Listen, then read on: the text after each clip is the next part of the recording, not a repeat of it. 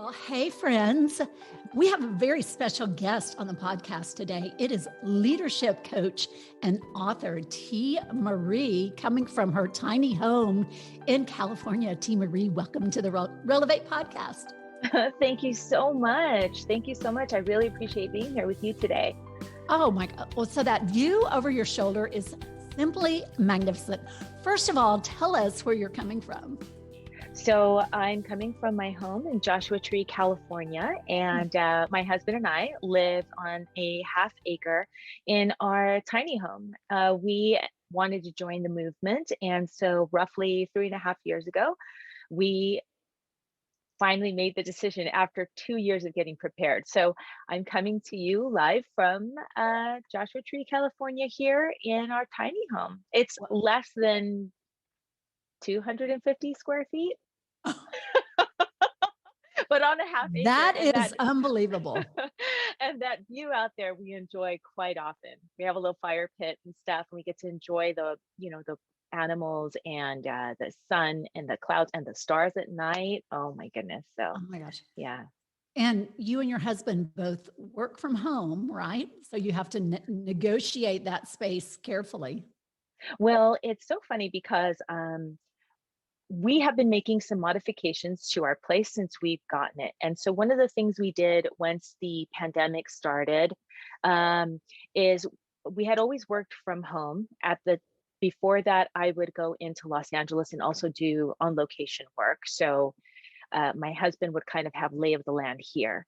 And then when both of us were, as everyone else on the planet, were just kind of at home, yeah. We ended up making a modification in our place, and we created a little office for him out of what was once a bunkhouse for additional kind of guests. So yeah, we do negotiate the space. We don't necessarily have closed off spaces, but he does have his nook, which is really great because then he can spread out and do the things he needs, and I can kind of bounce around too. Yeah. Well, I love that so much. So how do you describe yourself, Teemaree? Oh my gosh. In what sense? I think all of us, right? That's the toughest question. How do we describe ourselves? For me, I'm a wife. I'm a friend. I'm a mother.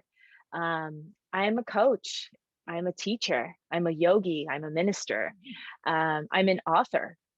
And I'm just dedicated to overcoming and transformation. So really, I'm an artist as well. And basically, my whole goal in life is to use every gift I've ever been given by God to bless others and empower others so that they can overcome and transform. So when you say, who are you? How do you describe yourself?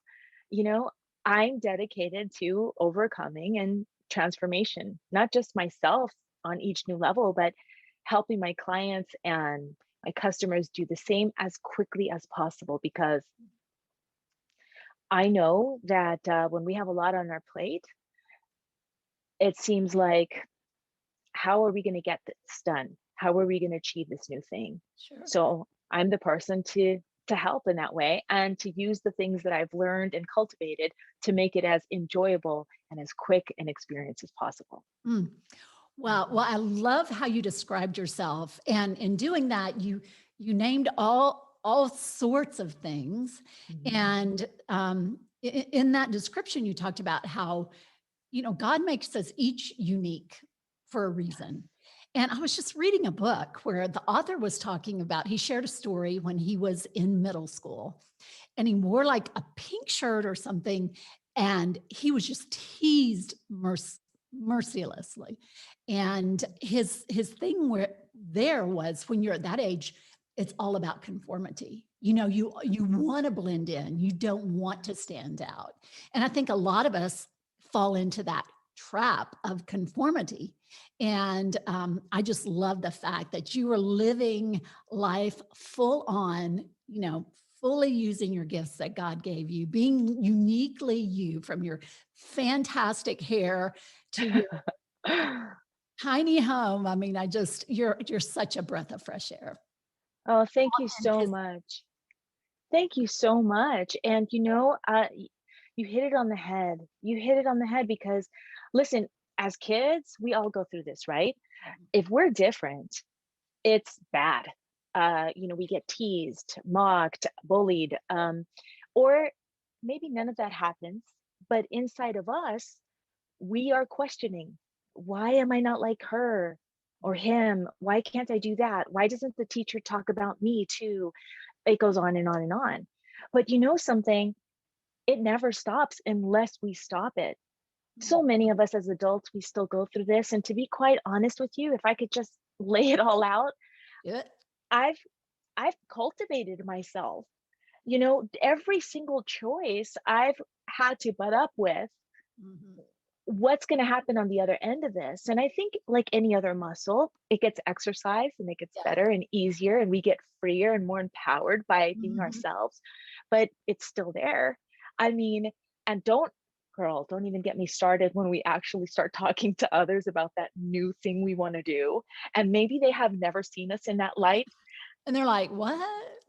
You, and then Int it's just worse. Interesting. Yeah, when people say interesting, that's never good.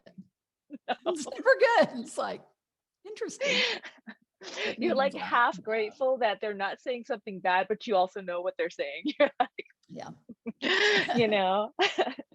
So yeah, Well, I we love all that you have to tee do that that. up, and you are a big advocate of change.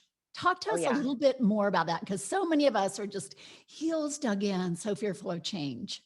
Help us understand a little bit more about the power of embracing change.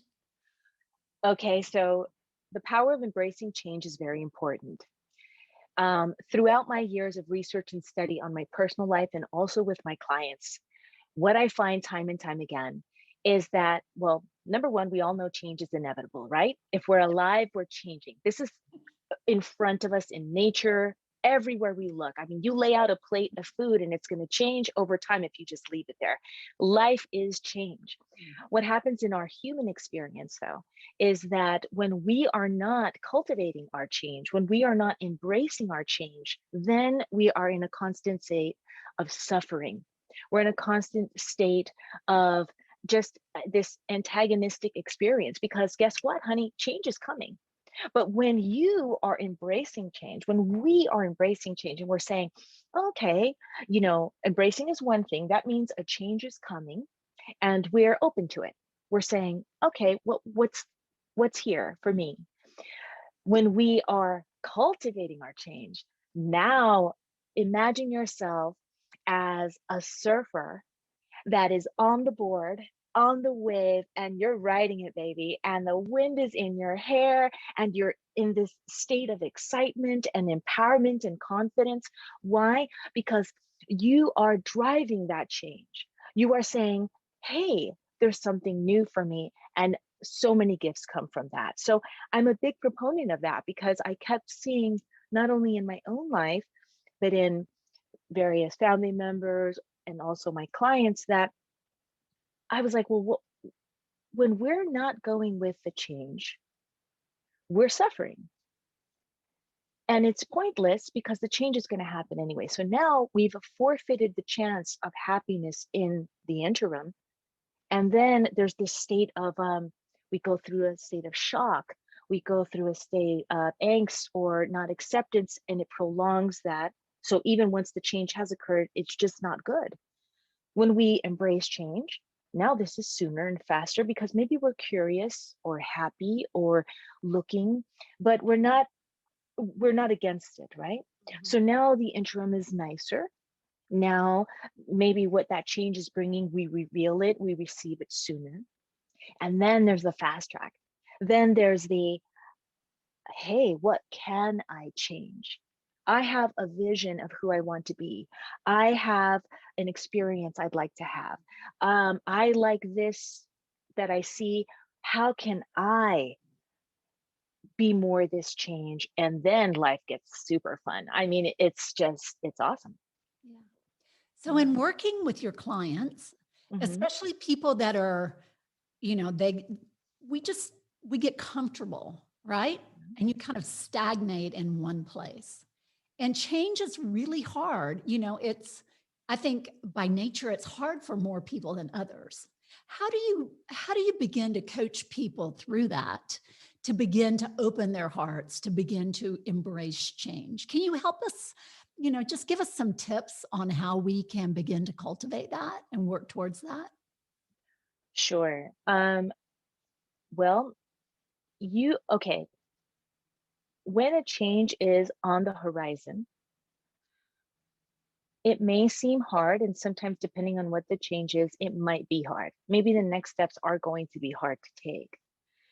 But no matter what, usually there is something, even when you're in a state of not full acceptance, there's something appealing. There's something appealing for each one of us. I'll give an example. So years ago, I wanted to be more fit. Okay. I had let myself get sedentary. I was really, really going through a deep spiritual study, which was a lot of thinking and heart space, along with the work I was doing. And so I wanted to be more fit. Now, even though it took me a while to really ramp up to being that person actively every day, there was still something, a nugget of a vision, a feeling, a hope, a plan that can help us if we remember that. It can help us when, oh man, I it's feeling hard. All of us usually have that when a change is on the horizon, unless a change lands unexpectedly. Then of course, then you're in that state of shock. And when that happens, if a change has landed unexpectedly and you're feeling overwhelmed or scared, then we must go to what's higher. We must go to God. We must go to faith. We must go outside of ourselves, because in that moment, we're lost. We're tumbling in the wave, and we have our eyes closed, and it's scary. But the way we can remember God and faith and what's beyond us is by looking backward. Because if we look backward, the track record is 100. And your past times that you've been led, that you've been helped, that you've been blessed will inform that this new unexpected scary thing will also pass. So hopefully those two methodologies, those two offerings can assist anyone wherever they're at. If it's in an unexpected moment, remember the past wins, remember the past blessings, remember you're not alone. And if you're in more of a different kind of, I'm thinking of a change, but I'm still feeling like it's hard, then remember your future. Remember the piece of you that is welcoming you to the new day and saying, honey, I see the other side of you. Come on, let's go. And you can do it. You can do it step by step. And if you need more help, that's when I'm here. There's people that will help you. But those two things can help us ourselves navigate those waters. That's so good, Teemaree. And I think as a person of faith, God doesn't promise us, a cakewalk with no hardships, no difficulties. I mean, that's for us to believe that, the human experience is filled with change, filled with highs, filled with lows, right? So to be living, to be walking, to be fully open armed and like, okay, bring it, God. And to me, the Lord is my shepherd. As long as I've got him, I can face anything. Mhm. Right. And it just kind of frees you up to move Mhm. forward. Absolutely. Absolutely. And it's tough because, when you're dealing with God, the creator of all, right? I mean, the entire universe was our planet, our at least the Milky Way. We can't speak on beyond, but at least the Milky Way, our planet, and everything was created in 7 days, right? We're talking about just, and it's done. And yet, when we're having our experience, we the difference is we don't have that knowing, right? That there Mhm. goes an earth, there goes the seas, we don't have that. We feel, we get shaken on little things, Right. depending on the day and our mood. Are you hungry? Shoot, that'll inform a lot. Are Hungry you here. Guilty. tired? So it's like the funny thing about it all is that in truth, our challenges, our obstacles, our hardships, and I know this is an advanced teaching, but it's true. It's like they actually they are gifts, Mhm. because unfortunately, in theory, we don't really get the teaching, but in experience, that's when we get it. And so there are certain things in us that, and I'll liken it to this again with a fitness example, because it's very easy for all of us to understand. We've all at least had PE or something that we've had to do where it took us out of our physical comfort zone. And so what happens, right? It's this kind of hardship that we can't do, or it's tough.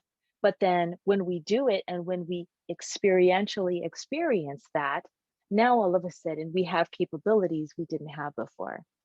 And Mhm. our obstacles and our challenges, emotional, spiritual, physical, all of that, they are gifts, so that usually we can take whatever we got there to face a new harvest, a new season, a new position that we wanted. Because that's another thing God is awesome on. God will take our greatest plan and dream, like for us, right? Like we would be totally satisfied with that. We really like, yeah, that would be great. And God's like, oh, that's so cute of you. Here, let me take what you're bringing me, and I'm also going to include this, and this. And it's not only going to be everything you hope for, but it's going to be added extra benefits that you didn't know you wanted and you didn't really hope for, but now that you're in it, you're like, thank God I have this. Mhm. So our challenges allow us to become the person that can walk that new walk. It's hard and it's scary, but there's gifts there. And so um, hopefully when we allow ourselves to remember that, that can take a little bit of the edge off, Mhm. that we experience at the time when we're going through it. Right, right. And I think change often starts with baby steps. I love talking about baby steps because Mhm, that's that's always how things start. It starts mhm, small. And if you're at a place where you're not happy or you're not content, it's being intentional. Kind of looking yourself in the mirror first and foremost and saying, okay, you know, Lord, or with a prayer, Lord, help me, help cultivate my heart to be more open to change. And I think a lot of times when you kind of create that intention, things begin to change, right? And it's absolutely. slow. I mean, you're not going to get there in a day, especially if you've been a person resistant of change your whole life. If you grew up in a home where, nobody took change, it was just safe and same all the all the Yeah. time.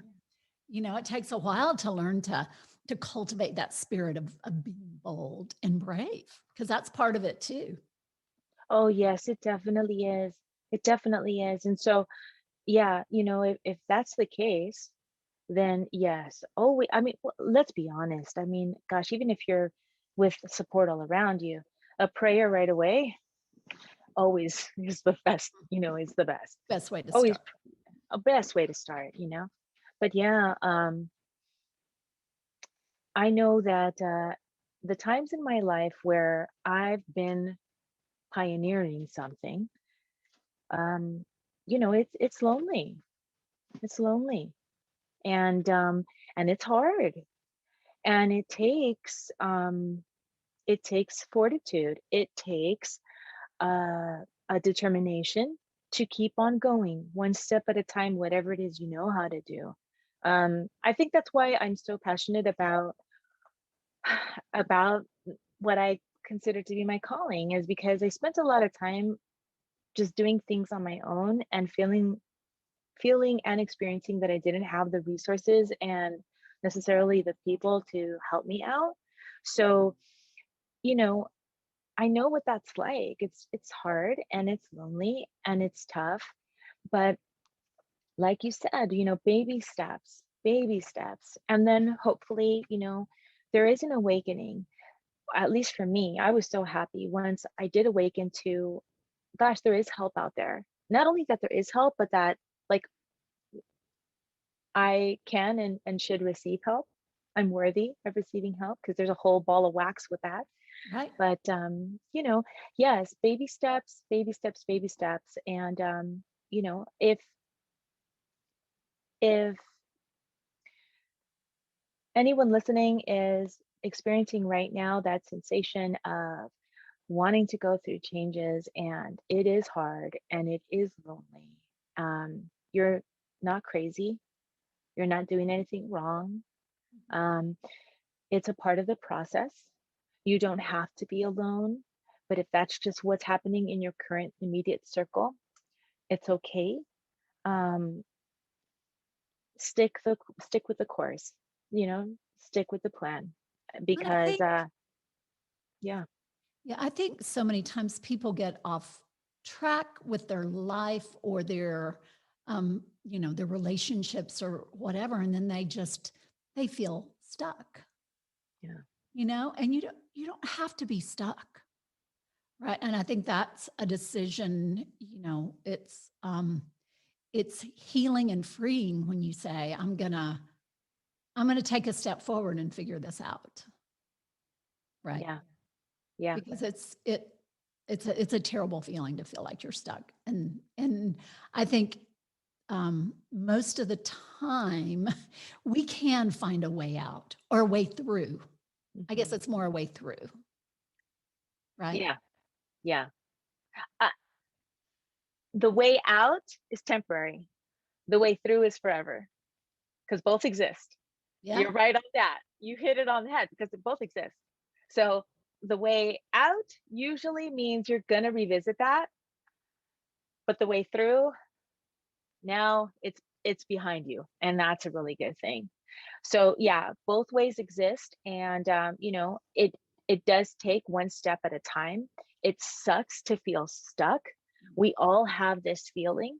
Generally, with my clients and in my own life, when I have felt stuck, it is because I'm resisting the change. I'm resisting the new. It's kind of like, when we're in our 20s and we ask everybody for advice, Oh, but we don't really want the advice because we yeah. already have our plan. Yeah. So we're really kind of surveying who's going to like say what we already know we're going to do so we can feel better about it. Yeah. But we'll sit and we'll be like confused. Confusion is when you know what to do, but you don't want to do it. None of us are confused. When we feel confused, it's because, so like for instance, if I'm like, hmm, I don't really know if I should have like another bowl of ice cream. I mean, it's there, but honey, I know I should not have another bowl of ice cream. Like for me, I already know. Like that is a sliding slope into a rocky road fantasy that could last for a really long time. But Yeah. we'll sit in these little like confusion points, right? Like, I don't really know what workout to do next because, well, like I, you're going to do workout next, but you're kind of sitting in this like I don't know mode because maybe the next one's going to be tough, or you don't want to wake up extra early because you're going to have to do that. So Mhm. these are the things we go through, and these are the little games we play that, depending on where we're at in our journey, um, when we're feeling strong and confident, when we have the right support, then it can be funny and we can laugh at it and we can massage it out and we can move on. But, it can also be a tough place because when we're really believing that illusion and we're really, it does feel stuck and we really can't see the light. And that's also why it's important for us to get whatever support we can. If it's a book, if it's a podcast, if Mhm. it's a coach, if it's a program, it's important because when we have that support, then we are able to walk through these very real but sometimes paralyzing experiences much faster and much smoother. Because something as simple as that, right? I'll, I'll just tell you that. Remember, I told you when I wanted to be fit, like years ago, when I wanted to be more fit. So here I was after a gig I had done at the time. I had DJ'd a set at this casino, so I was up very late. And I watched this infomercial for an exercise program that I bought immediately because the inside of me was I knew that that was for me. I bought it immediately. But can I just tell you, it took me like a year and a half to actually put the disc into and start doing what I was meant to do. So Yeah. these are the things, and we all go through it. But you know, so if I would have had support, I probably would have not spent a year and a half in my confusion marination mode, right? So these are the different things we go through. Some of us feel like, oh gosh, I'm thinking, I'm confused, I'm stuck, and we'll stay there, unfortunately, because maybe our whole family or our friends, like whoever we're around, they're not supportive. They don't see us in that way either. So we can't break free. And then sometimes we're strong enough and we're trudging along. Maybe we have more of a warrior spirit, or we have that one friend that sometimes supports us. But, then we'll still take a year, 2 years to make these Mm. changes. And then hopefully we awaken to there is help, there is help. I can pray, I can listen to the Relevate podcast, I can buy a book, I can get, you know, a coach. And then now we have someone that's got our back and we're able to do Mm. things much faster. And I'm passionate about this because not only of what I've experienced, but what I've seen. I've seen people at all different levels. I've been that person and I've seen people at all different levels. And I'm sorry to say that there's people I love that are still at levels that, hey, if you're happy with your life, rock on. That's all Yeah. we all want. Mhm. Sure. But if you're not happy and if you're complaining, if things are going bad and you're still just stuck, that's when it's sad. And so, like any person that I can help, I'm like, come on, let's go because life is beautiful and Mhm. it's meant for us to live and to fully seize our gifts, our community, our relationships. So, what better thing is there to do? I know. I know. And just, stepping forth in faith. So fear keeps you in bondage, right? Fear, and you can play out that fear scenario in your head. I don't want to let my kids down. I don't want to, you can talk yourself out of things really quickly, right? So how do you coach people to put that fear in check? It's so funny that you just said that. I actually have a digital course for someone who doesn't want to do personal coaching. I have a digital course that I'm about to launch called Move from Fear to Faith in 14 Days. Honey, Hey. it's on. Okay. So um, listen, if you are, fear is real, fear is natural, fear keeps us safe. Okay. But fear unchecked will keep us from our destiny. It will keep us from expressing our gifts. It will keep us from authentically living. It will keep us from loving to the fullest. It will keep us from everything that makes life worth living. Mm. So, fear, we need to, like an unruly child, we need to love it. We need to understand it. And we also need to correct it when it's out of place. So we can do this a number of ways. My course in 14 days will take you through from the comfort of your own home. You'll be treated like a VIP and something will come and exercise. And by the way, everything that I do, transformation made easy through joy. Because let me tell you, as I adults, love that. I love that. Rena, it's like as adults, everything, how come we don't get fun stuff? Hello, right? As adults, everything's like, here's the volume Serious 2500, right? and And boring. and boring. And we already have so much to do. We already have so much on our plate. So I like things that are fast, easy, but powerful. And when I say easy, meaning not complicated. So Yeah. simple is more of a better word. Yeah. And so anyway, if you're someone that is experiencing fear right now, which is understandable, a lot has changed in our world, in our lives, a lot at once. Things are still not fully to what they were. Will they ever be? We don't know. So we're in the new frontier right now. And for anyone that's experiencing fear, just understanding kind of what I said before helps to kind of maybe give some perspective. Okay, so it's not this kind of hidden monster in the corner. Uh, Please don't ever feel that the people that you look up to or respect that they don't have fear. Everybody has fear. Sure. Everybody, even the dynamos, the extreme sport athletes, whoever it is that you look to that you think they're never scared. They're scared. We all are.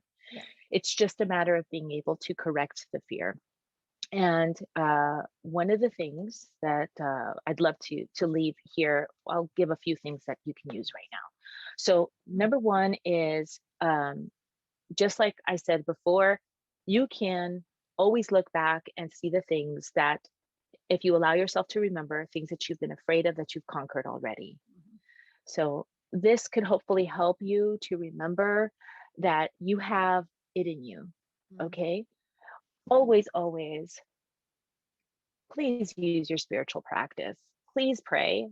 Please, go to God. Go to God.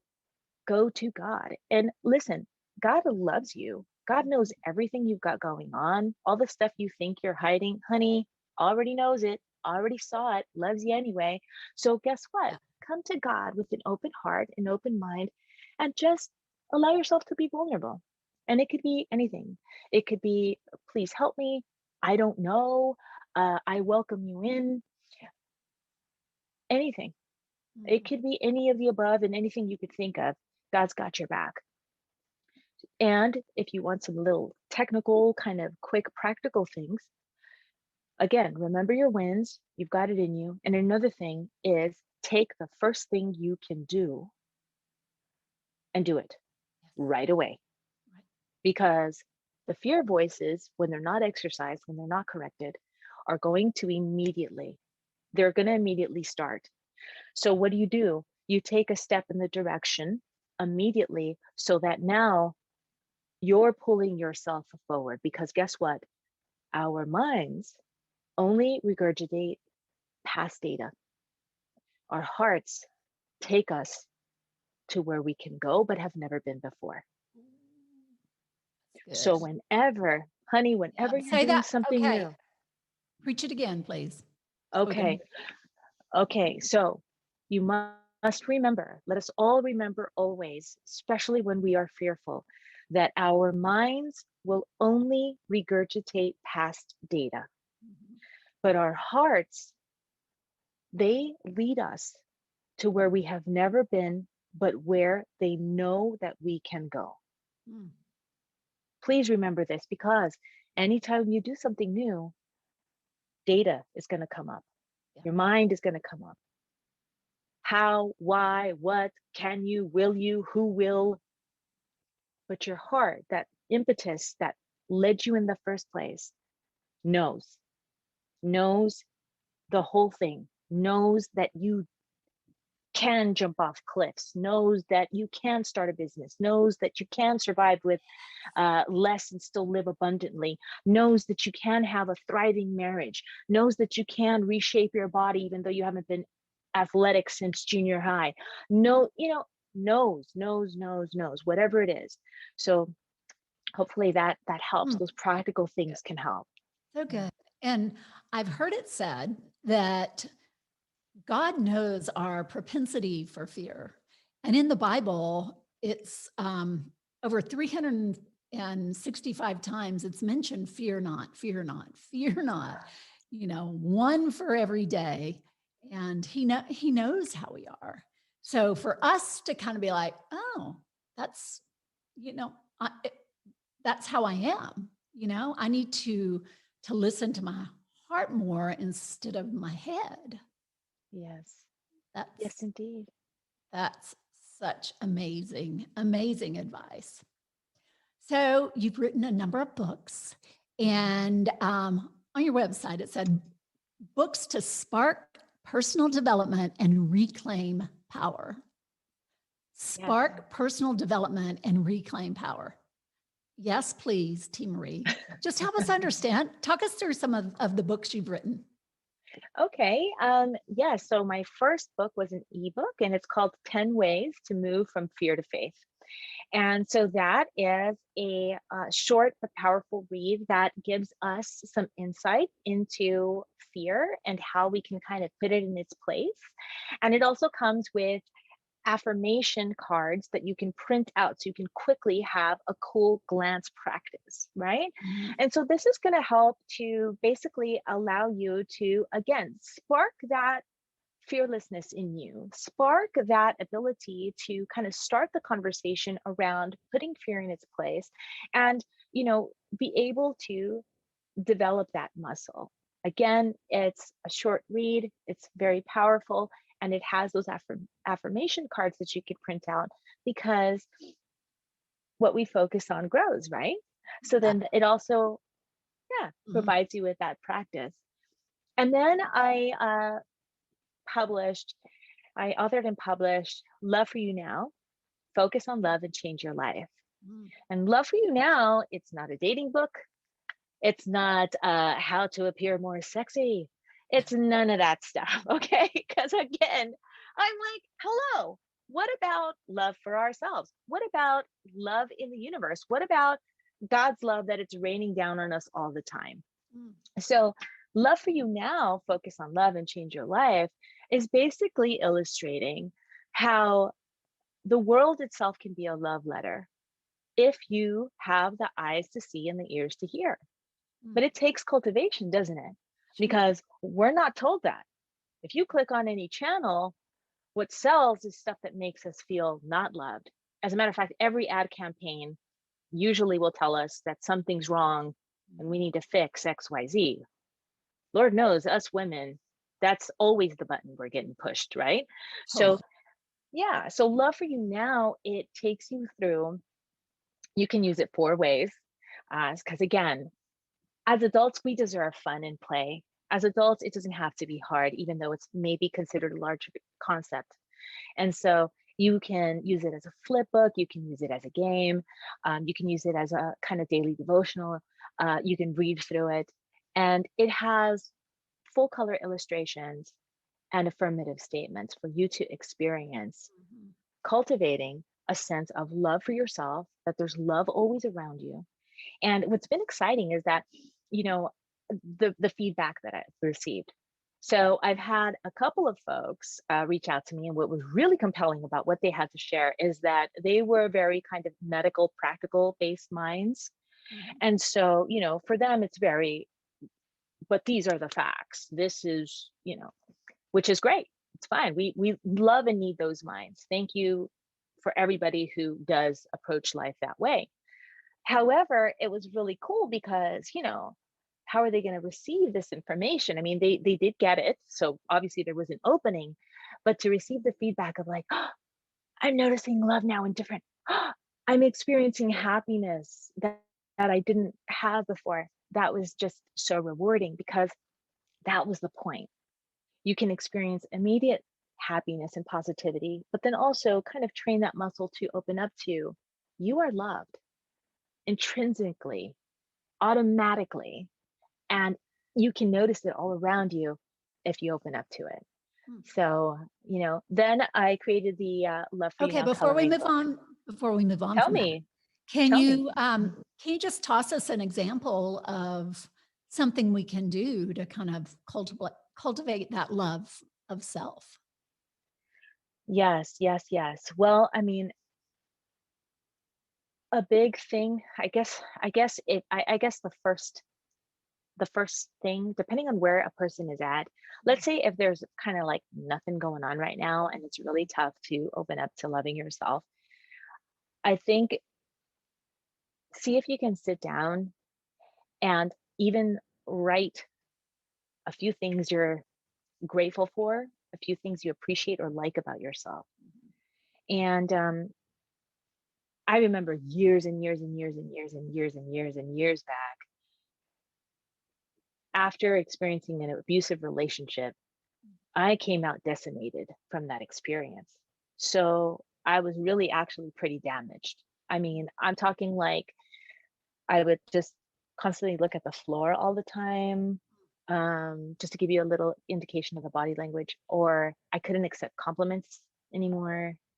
I would constantly second guess things that used to feel very natural to me. Everything like even like how to address myself, or like if I wanted to say something or wanted to express myself, I would second guess myself like, oh, is that going to be dumb, or is that going to be, because that's unfortunately what abusive relationships do. They break us down.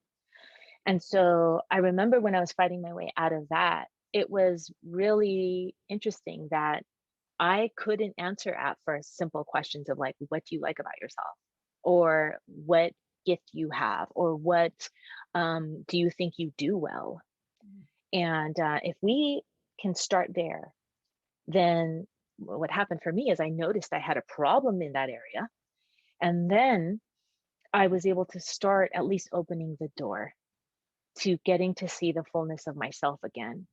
And especially for those of us that have been raised in families that do not praise, okay, then I know another piece of baggage I had was that talking about yourself is conceited, or if you don't, are you tooting your own horn, well look at you. And that's damaging, because we all know the difference between cockiness and being passionate about sharing what we have, right? Or being able to accept and receive and say, oh yeah, I worked hard on that. I'm glad that I achieved or I received or whatever, versus when it's too much, right? Mhm. So if you find yourself in that experience at the moment, start to open up that dialogue by just in the privacy, wherever you need. For some of us moms, or wives even, sometimes, how does the bathroom become a sanctuary? I don't know, but it is. Shower time, whatever, in your car, start to think of little things. I appreciate this about myself. I do this well. I do have that gift. Mhm. And then the second thing that I would love to recommend is just accept compliments. If This is a game changer. So if somebody says, "Oh, girl, you look so good today. Oh, you look beautiful. Oh, you did that. Oh, what a great job on that project. Oh, thank you for this." Don't you dare explain anything. Don't you Thank dare. you. Don't you say anything. This is your task. You say, "Thank you." And even if your knees shaking and you just want to say, "Oh, but that wasn't much. Oh, but it was," or talk about how hard it was to do it. Thank you. Yes. Why do we do that? What I is don't that? know. I think it comes from that. I think some of us would want to cultivate a humble heart, maybe. I've seen that. Mhm. I think some of us haven't been supported in being able to receive, so then it feels foreign. Mhm. I've definitely been, as I explained, in a place of brokenness where sometimes you just can't. You can't even receive it. You got to get out of that first. You got to, see yourself as worthy again. So, for all those reasons, but we got to stop. We got to stop doing that, and we got to be able to just receive it. Just receive it. Well, and we have to take care of ourselves first. It's the Mhm. whole oxygen mask concept, right? Mhm. If you're not healthy, mind, body, spirit, you need we all need to work on that first. Yeah.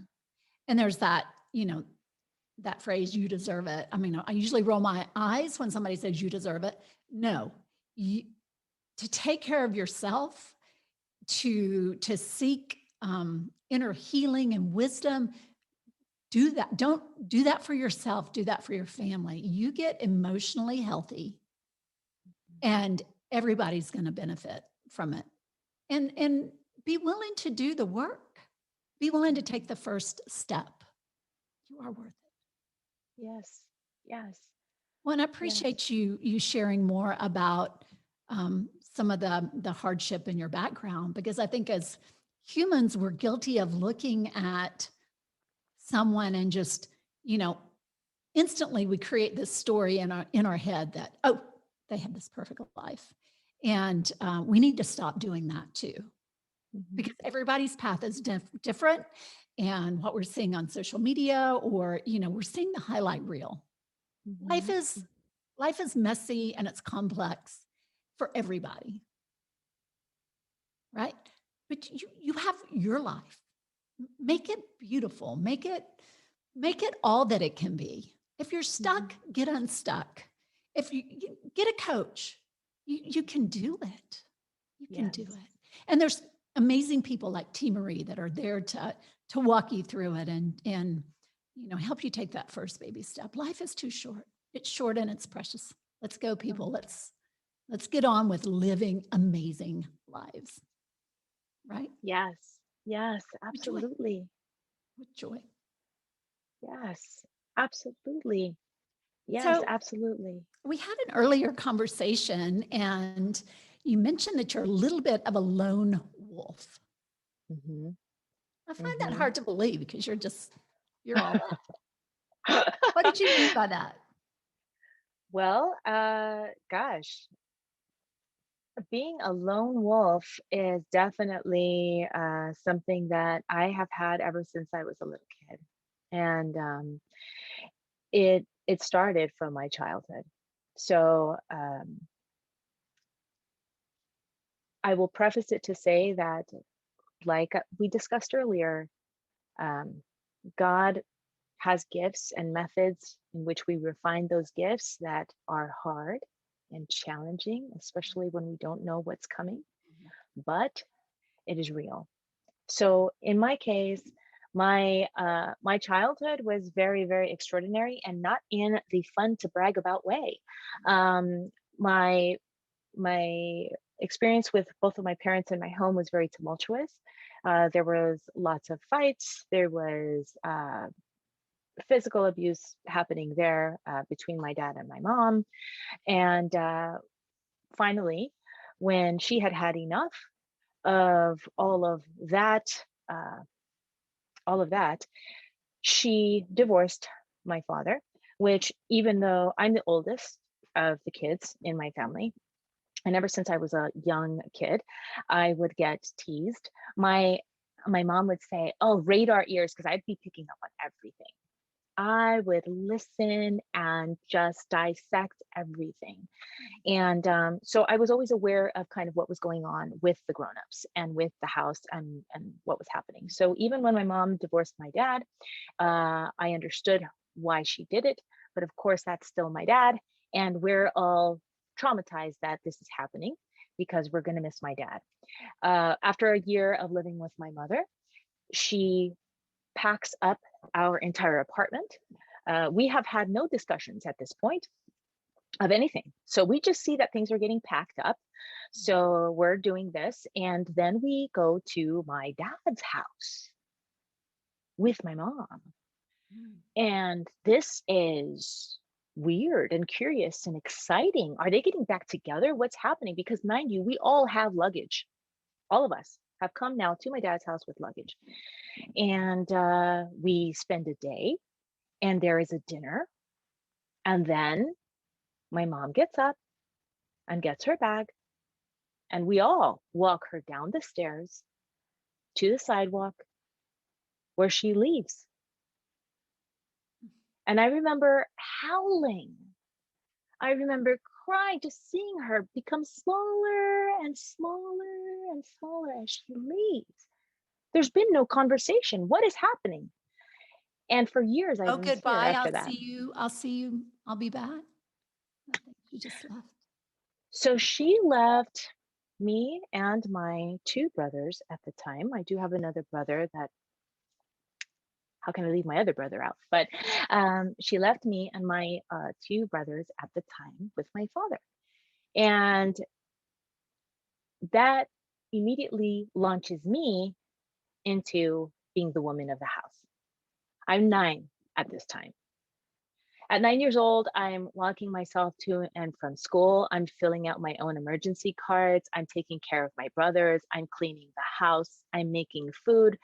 I'm I'm You're the I'm wife. a lone wolf. Okay.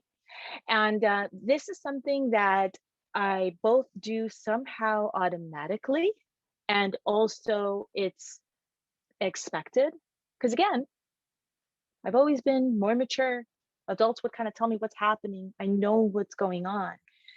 So fast forward, okay, where this has been my life, right? And then I become a mom for real at 15. And I have my first child, my daughter. And so my life has been a series of I'm walking a path alone. When I had my daughter, this was my first everything. And ladies, we usually think that's going to last forever. I did. I thought we were going to be forever until we died. Um, but that was not the case. He was the biological father to my two children, my two surviving children. And that was very short lived. And now I'm a single mom and I'm working multiple jobs. And you're how old at this point? I am, I had, I got pregnant at 15, had my daughter at 16, had my son at 17. They're a year and a half apart. So, so, And on you about. know, I have two kids, I have multiple jobs, and I'm essentially regularly trying to make a dollar out of 15 cents. I have no family to help me because the family that I just left, I was the one holding it down. Mind you, my father did the best that he could. He did support and provide for us, right? We had a roof, we had food, but you understand. So not only am I a lone wolf in my own trajectory and the impetus to I will not only survive this, but I will thrive through this. I will leave what I came from. I will be greater. But I'm also the lone wolf in that I'm a really, really weird 9-year-old launching myself as fast as my stickly legs could get me when the gate opens when school's out because I got to rush home to do stuff. I'm a really, really weird 15 and 16 and 17 and 18 and 19 and so on year old because I have two kids and three jobs. I don't have time to play and date and hang out. And then that actually continues happening because even now you talked about being an empty nester. I was an empty nester. My husband and I have been empty nesters for years. And we have friends that are starting their families. And we're like, woo! Buy an RV and go live Live in the in the mountains. desert. So, it goes on and on and on and on, right? These So, okay, hardships, though. I'm sorry to interrupt you here. Hmm. So when you were that 17-year-old girl with Hmm. two babies and no daddy around, were you feeling strong and confident and sure of yourself at that time? Or where was kind of your head during all of that? Both experiences were happening. There was a side of me that felt very strong, capable, and relentless. Mhm. Relentless. I will make a life for us. Mm. and I will make it the best of my ability no matter what. I will work 3 jobs around the clock. I will do whatever it takes, right? And still find a way to go to school and take at least a year of college and do these things.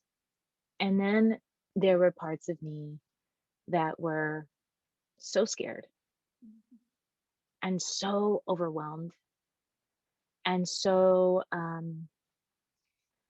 tired and so lost and so needing. And so those aspects of me sought out unhealthy ways in the beginning. Sure. Because again, I understand what it's like to not have around you Mhm. that ray of light, right? That person that's going to say, come on, that champion, that mentor, that coach, Mhm. that something. Mhm. So, but yeah, both existed, right?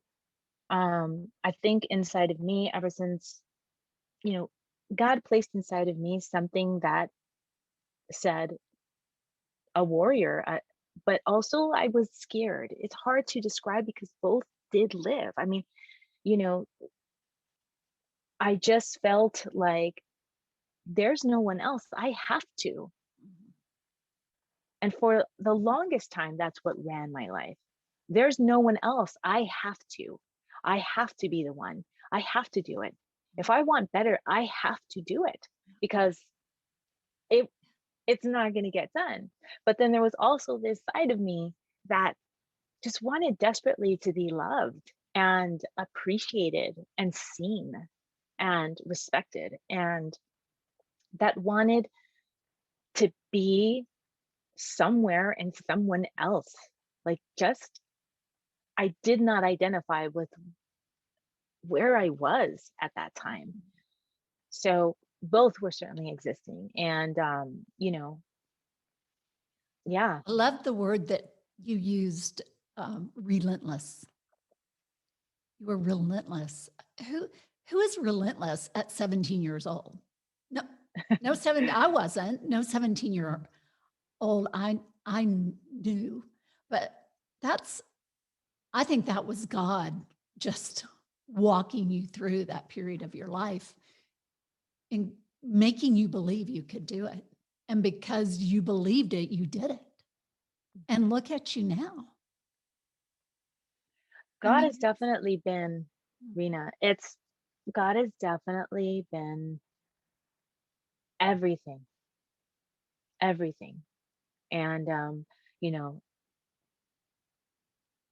I remember I used to have this like fantasy, like this hope that someday I'll get to like hug God. Like I'll get to just mhm. hug God. And,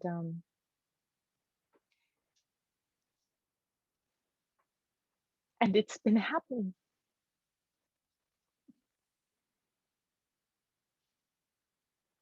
Beautiful. It's been happening. Mm. It is available to us while we are in the body. So I can only imagine when we leave this little shell behind. But it's been happening. And so So that's why, how tell so? me, How so? well, so what could have possibly given me the wherewithal, the practicality, the strength, the energy, the focus at 9, 10, 11, 12, 13, 14, 15 until I get pregnant? What would have given me? What would have given me? I can't even tell you how many countless times I was in dire straits, man. I was in dire straits. I remember when, and there's before examples and there's recent examples where I didn't see a way. I didn't see a way. I didn't know what was going to happen. And God came through. God came through. God came through time and time and time and time and time again. I mean, everything from, you know, uh, okay, I'm on my own with the kids. I have this job. I don't have a babysitter. And it just so happens I ran into a woman at my apartment complex that watches kids that same Mm. afternoon, just in time, you know, to, fast forward to many years later, and this is why early on in our conversation, I said, listen, I worked on this, I Mm, cultivated this. And it's important for me to say that and to make it very clear to any person that wants something greater for themselves. You cultivate it. God is with you, but you must act, you must move, and it is a constant thing. mm, When I first started authoring my books, there was so much fear mm. because I was coming off of a full on entertainment career that I thought was going to be, I thought that was my highest dream, and awoke to a very clear message that there was something else. A very clear message that there was something else. And I start authoring these books, and I'm giving and I'm giving and I'm giving and I'm giving and I'm coaching and I'm mentoring and I'm doing all this stuff. And there's many things that came into my path at that time that without God's help, I could not have gotten past that point, you know? Mm. Time and time and time again, God's embrace Yes. has been available and has been active in my life by way of answers, by way of human Mm, human people showing up as angels, as answered prayers, by way of ideas, by way of unexpected support, monetary, very physical support. That's another thing I want to outline because I think we miss the mark sometimes. We believe that it's this ethereal experience, and it is, but it's also very physical things. mhm. It is loaves and fish. Yes. Yeah. It is a boat. It is an outstretched hand that will take you on the water. It is all of those things.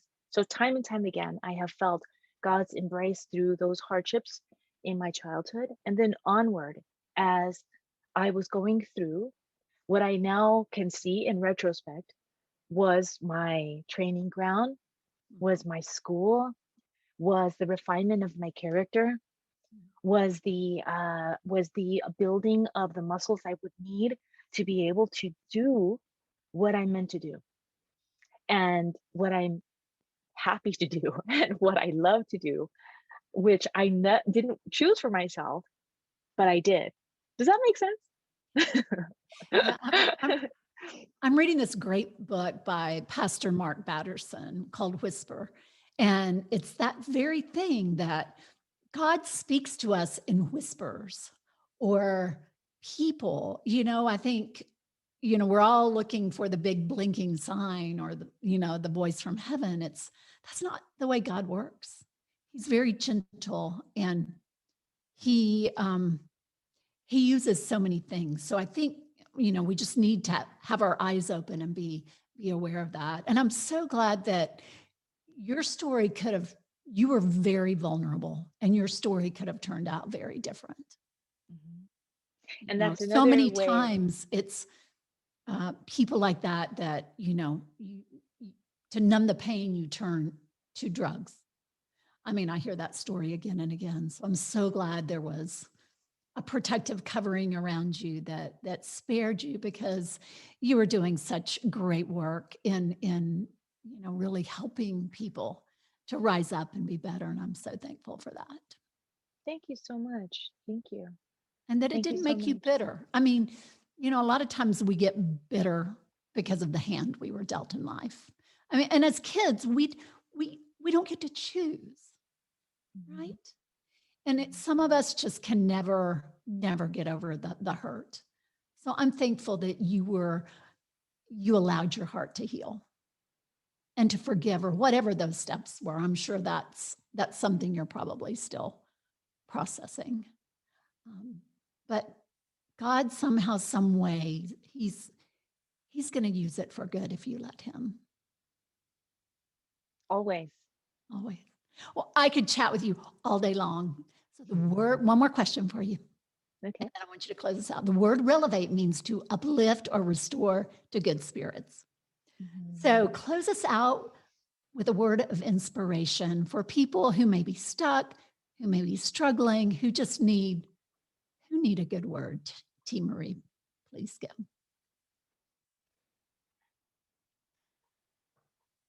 So let us just take a wonderful cleansing deep breath in and deep breath out.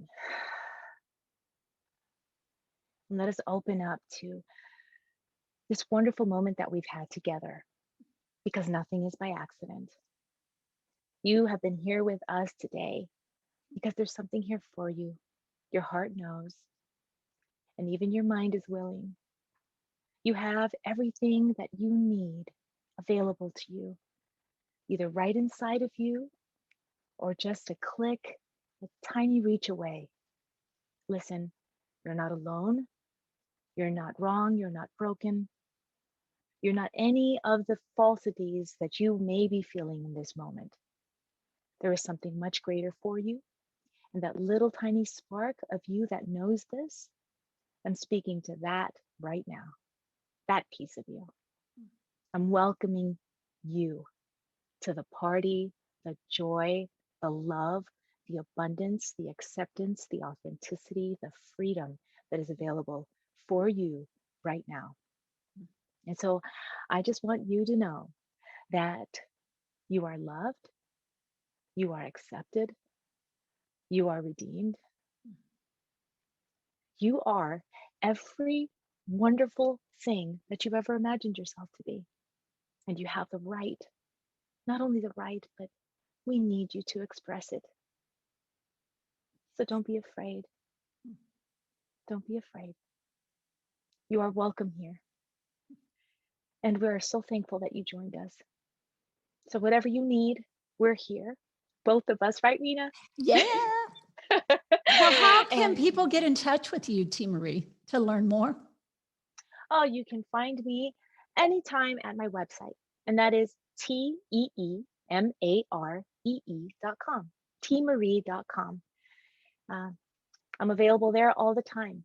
Of course, there's social media too, which you can get through on my website, but I find that that's the greatest place for you to reach out to me, receive things to help right away, write me a message, find my social, the whole thing. It's teemaree.com, teemaree.com. Thank you so much for sharing your heart and your wisdom and just your, being vulnerable and helping us just inspire to be greater and better. Thank you for having me. I really, Yes, really enjoyed speaking with you today. it was a blessing. Talk soon. Okay, bye.